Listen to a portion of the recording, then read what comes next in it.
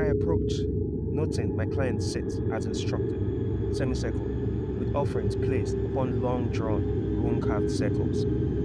Their stark disregard the sanctity of this holy place irks me, but I paid no heed. As I ignore whimpering cries my appearance elicits from bound supplicants arrayed around my grand altar. What honor to be chosen for this divine purpose, for their faith is to be used, spent, consumed as a worthy morsel to sate my master's hunger.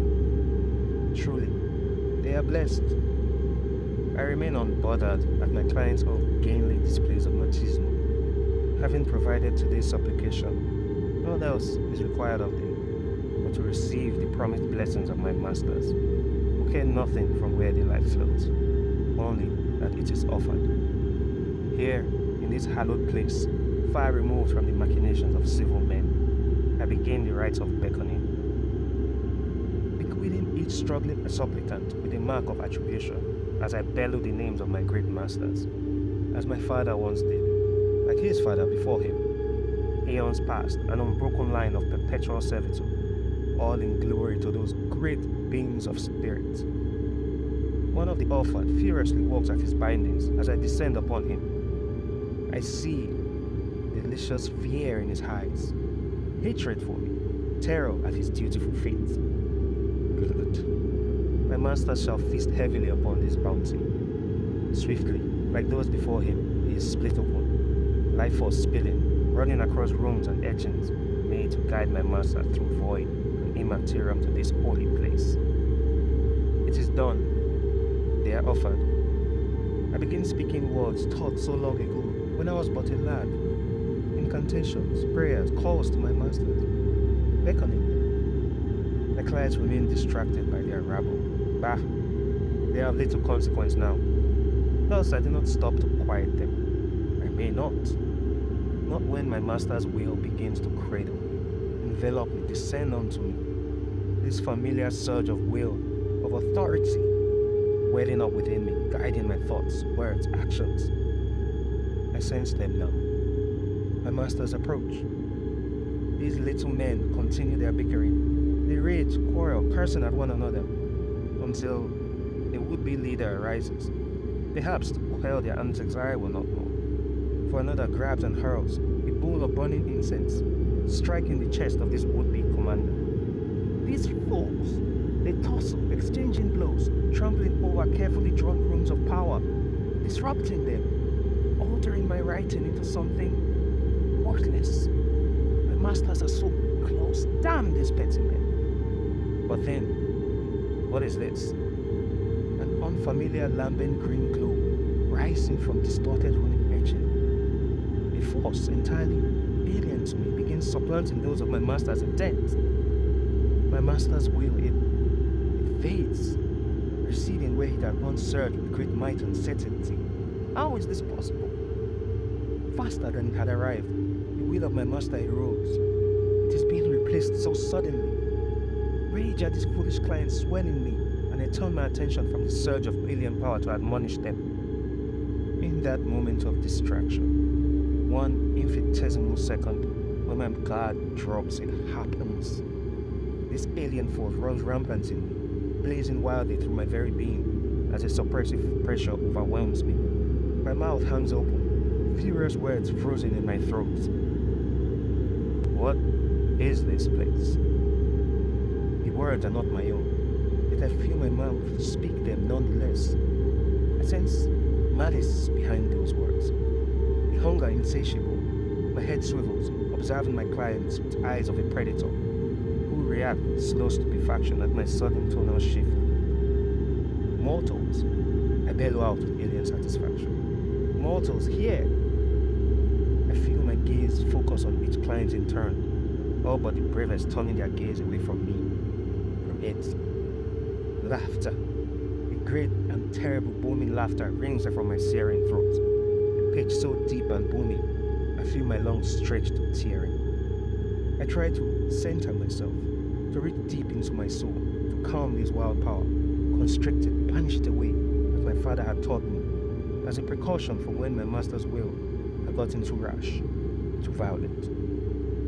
Instead, my body moves with inhuman swiftness, snapping my bones and tendons as my fingers rapidly trace unfamiliar runes upon and around my desecrated altar. The clients wince as my fingers burst and bleed. I cry out from the depths of my soul. My body steps back, first I believe to admire its own work, but as it steps into the center of the runic array, I intuit my next action.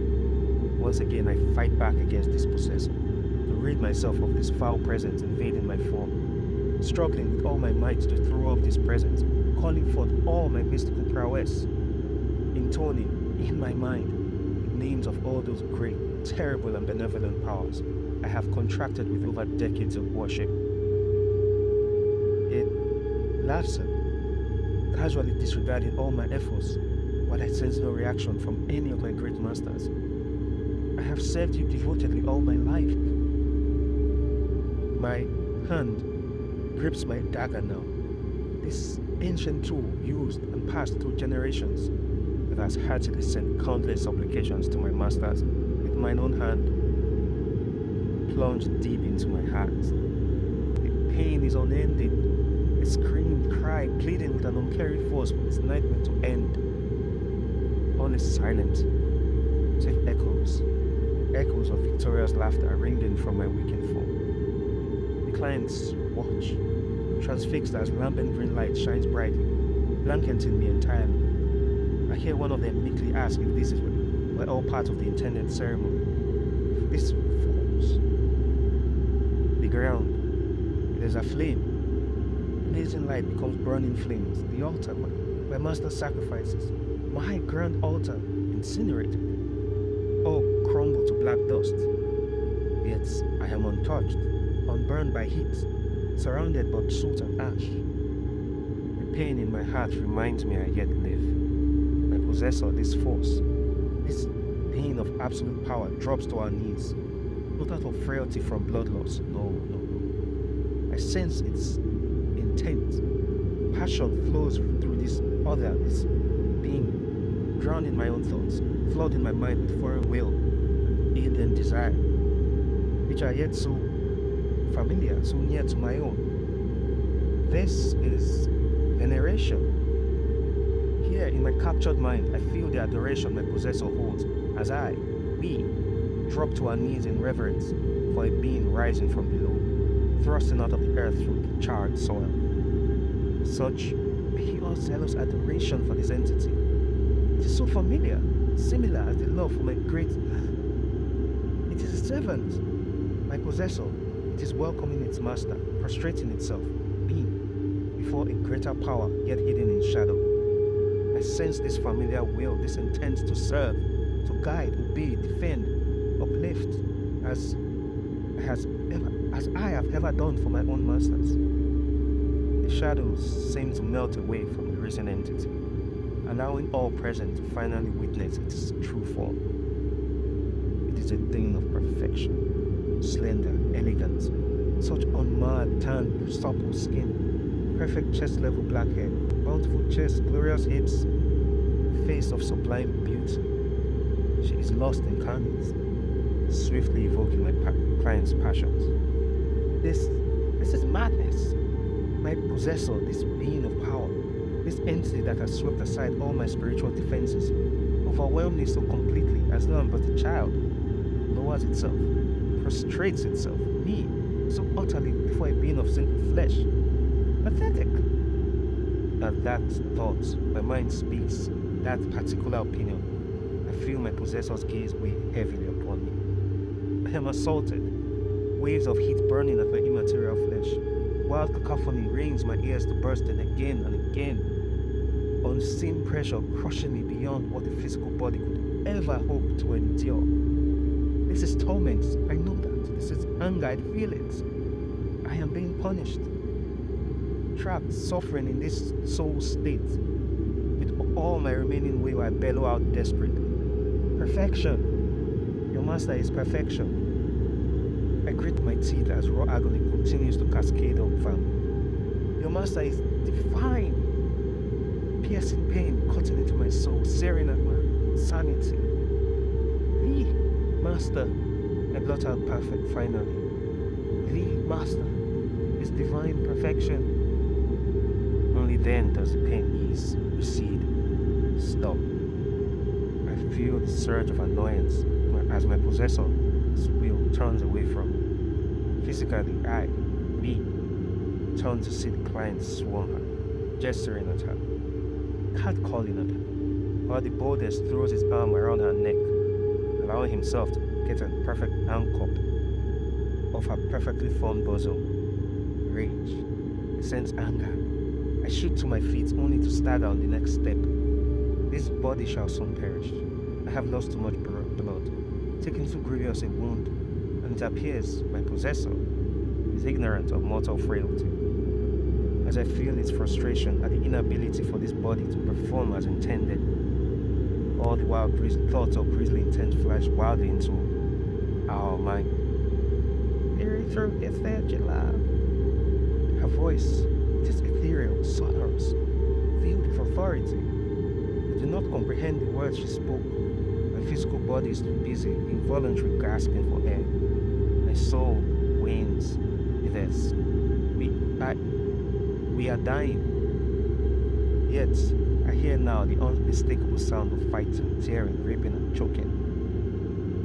I feel my possessors straining and failing to force my body to rise to my feet.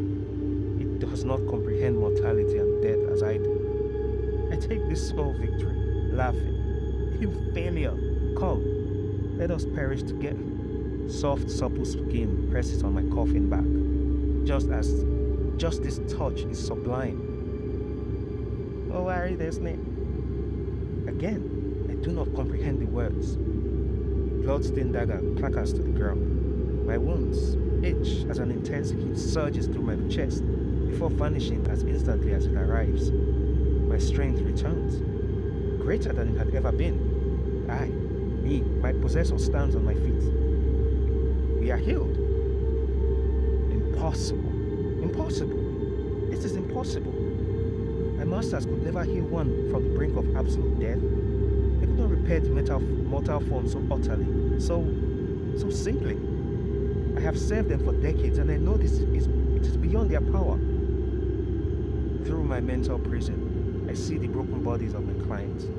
They decimated themselves, fought, bled, and battled to the very last. None survived this grim ordeal, compelled by true power to end their own lives. Her eyes widen on such capability. She speaks again. I understood the words.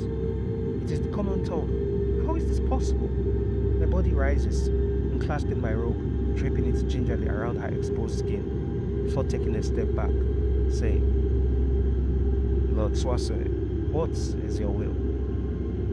I wish to tour the mortal cities once again. If you've watched to the end, thank you for watching. I hope you enjoyed it. If you did, please press the like button and subscribe if you enjoy this kind of content. Also remember, you could share it with those who you think would enjoy it as well. Thanks for watching. Your views make it all worth it. Have a great day. Cheers.